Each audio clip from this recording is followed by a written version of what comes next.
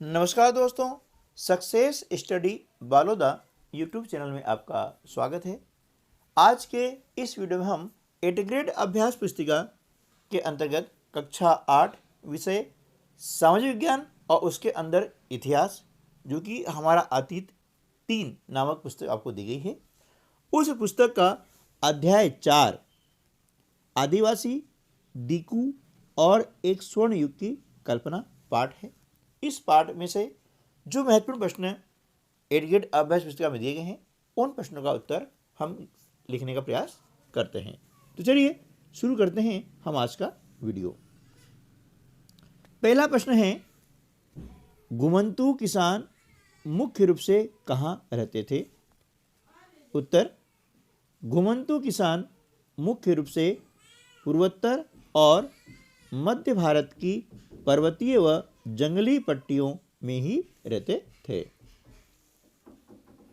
प्रश्न क्रमांक 2, आदिवासी समूह अपना जीवन यापन किस प्रकार करते थे? उत्तर, आदिवासी समूह पशुओं का शिकार करके और वन्य उत्पादों को इकट्ठा करके अपना जीवन यापन करते थे। प्रश्न क्रमांक 3, वर्ली विद्रोह कब और कहाँ हुआ था? उत्तर, वर्ली विद्रोह 1940 में महाराष्ट्र में हुआ था। प्रश्न क्रमांक 4, झूम खेती की क्या विशेषताएं हैं? उत्तर, झूम खेती जंगलों में छोटे छोटे भूखंडों पर की जाती थी। इस प्रकार की खेती में कुदालों से जमीन की ऊपरी सतह को खुरचकर उसमें बीज रोपने के बजाय बस खेत में बिखेर देते थे। प्रश्न क्रमांक 5, आदिवासी महाजनों और व्यापारियों को अपनी मुसीबतों का जिम्मेदार क्यों मानते थे? उत्तर, क्योंकि व्यापारी उन्हें भारी कीमत पर चीज़ें बेचते थे और महाजन कर्ज पर बहुत ज़्यादा ब्याज लेते थे।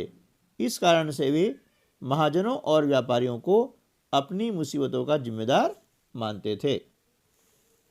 प्रश्न क्रमांक 6, जनजातीय समूह ने बिरसा का समर्थन क्यों किया? उत्तर, बिरसा ने खुद यह ऐलान कर दिया था कि उसे भगवान ने लोगों की रक्षा और दिकुओं मतलब बाहरी लोगों की गुलामी से आज़ाद कराने के लिए भेजा है। बिरसा के इस ऐलान से प्रभावित होकर जनजाति समूह के लोगों ने बिरसा का समर्थन करना शुरू कर दिया। वे उसे भगवान मानते थे। उन्हें यकीन था कि वह उनकी समस्या दूर करने आया है। तीसरी जो है जनजाति समूह ने बिरसा का समर्थन किया। अगला प्रश्न है, वन कानूनों का आदिवासी समूह के जीवन पर क्या प्रभाव पड़ा? उत्तर, वन कानूनों के कारण अंग्रेजों ने सारे जंगलों पर अपना नियंत्रण स्थापित कर लिया था और जंगलों को राज्य की संपत्ति घोषित कर दिया था। इन जंगलों में लोगों को स्वतंत्र रूप से घूमने, झूम खेती करने, फल इकट्ठा करने या पशुओं का शिकार करने की इजाज़त नहीं थी। प्रश्न क्रमांक 8, झूम काश्तकारों को स्थायी रूप से बसाने में अंग्रेज क्यों असफल रहे? झूम काश्तकारों को स्थायी रूप से बसाने में अंग्रेज असफल रहे। क्यों रहे? क्योंकि जहाँ पानी कम हो और मिट्टी सूखी हो, वहाँ हलों से खेती करना आसान नहीं था। इससे झूम काश्तकारों को नुकसान होने लगा और उन्होंने विरोध करना प्रारंभ कर दिया। आखिरकार अंग्रेजों को उनकी बात माननी पड़ी। प्रश्न क्रमांक 9, बिरसा आंदोलन से आदिवासी समाज में क्या सुधार हुए? उत्तर, बिरसा आंदोलन से आदिवासी समाज में निम्न सुधार हुए। पहला, उन्होंने शराब पीना छोड़ दिया। दूसरा, गांवों की स्वच्छता यानी साफ सफाई पर ध्यान देने लगे। तीसरा, अन्याय का विरोध करने लगे।